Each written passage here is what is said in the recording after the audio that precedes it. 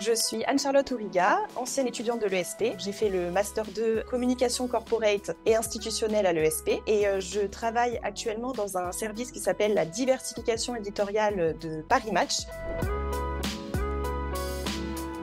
J'ai fait une licence d'administration économique et sociale. C'était vraiment très intéressant, mais voilà, je ne me voyais pas forcément faire un métier dans le droit ou l'économie, parce que cette licence n'était pas forcément professionnalisante. Et donc, suite à la licence, j'ai fait des stages assez courts dans la communication, et ça a vraiment été une révélation pour moi. Et donc, je cherchais un master dans la communication, et j'ai trouvé ce M1 cycle intensif qui était parfait, puisque ça me permettait de ne pas forcément refaire une année de licence et d'attaquer directement le master dans ce domaine de la communication. Donc j'ai fait le master 1 cycle intensif de l'ESP. Donc j'ai fait un stage au sein du groupe Barrière et suite à ce stage j'ai fait donc le M2 communication corporate et institutionnelle et j'ai trouvé une alternance à la direction de la communication du groupe M6 et donc suite à cette année d'alternance j'ai fait un CDD au sein de Paris Match, job que j'occupe toujours actuellement.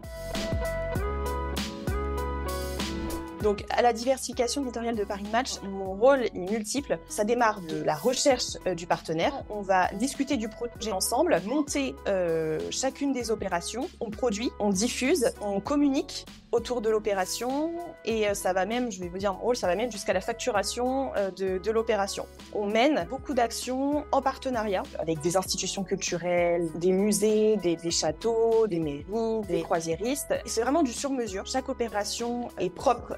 On va créer avec un partenaire des opérations que ce soit print, digital, voire des événements Paris Match. Par exemple, je pense au Grand Prix Paris Match du photoreportage étudiant, qui est un prix où on remet des bourses aux étudiants et donc on valorise aussi la jeune génération. Et puis après, on a des actions au niveau du print. Donc on développe des suppléments éditoriaux en partenariat, des suppléments qui se trouvent donc dans le magazine Paris Match. Et ces suppléments qu'on fait également en version digitale, qu'on peut retrouver sur le site de Paris Match. Ici, j'ai un exemple que je peux vous montrer. Ça, c'est le tout dernier supplément paru dans Paris Match qu'on a fait avec les Émirats Arabes Unis. L'ESP, ça a vraiment été un tournant pour moi, professionnellement parlant, parce que grâce aux compétitions, tous les projets qu'on a pu développer, aux appels d'offres, le fait aussi de travailler sur des projets concrets. Un des projets qui m'a marqué, c'était cette compétition. On devait faire une recommandation stratégique pour une toute jeune marque. À l'époque, c'était Maison Castille. Et c'est vrai que le fait de travailler sur des projets concrets, ça permet vraiment d'être prêt lorsque l'on arrive sur le marché du travail. Socialement parlant aussi, puisque j'ai fait de très belles rencontres à l'ESP. J'ai toujours un groupe d'amis que je vois très régulièrement. On a vraiment tissé des liens forts, des liens amicaux qui sont très forts.